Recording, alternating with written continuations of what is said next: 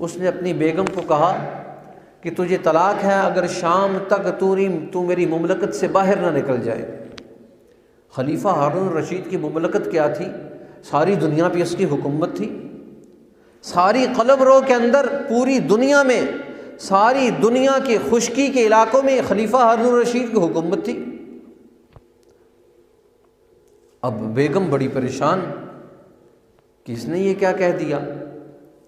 بھاگتی ہوئی امام محمد رحمہ اللہ یا امام ابو یوسف رحمہ اللہ، ان میں سے کوئی شخص وہ مسجد میں بیٹھے ہوئے کہنے لگے حضرت بادشاہ وقت نے، امیر المؤمنین نے تو یہ کہہ دیا، خلیفہ وقت نے تو مجھے یہ کہہ دیا۔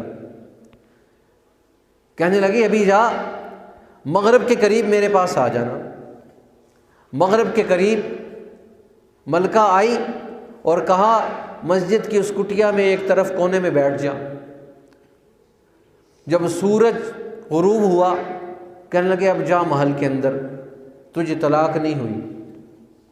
بڑی حیران، اس نے کہا یہ کیسے ممکن ہے؟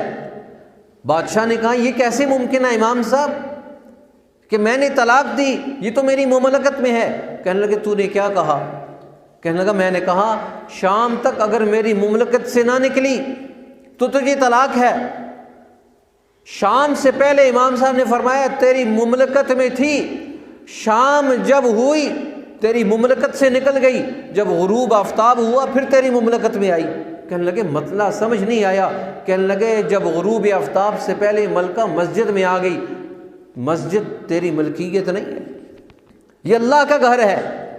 وَأَنَّ الْمَسَاجِدَ لِلَّهِ فَلَا تَدْعُوا مَعَ اللَّهِ أَحَدًا، مسجدیں اللہ کا گھر ہیں، اور اللہ کے گھر میں جو آ جاتا ہے اللہ کی ملکیت میں آ جاتا ہے۔ کیوں؟ جس کا گھر ہوتا ہے سارے میزبان، سارے مہمان اور اللہ میزبان، ہم اور